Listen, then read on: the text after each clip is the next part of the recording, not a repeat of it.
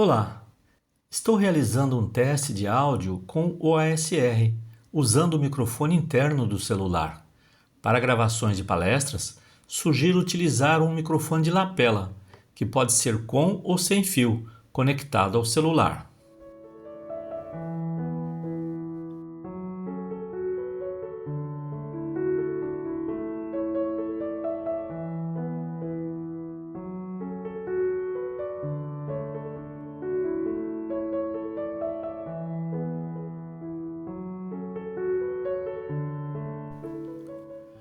Olá, estou realizando um teste de áudio com o ASR, usando o microfone interno do celular.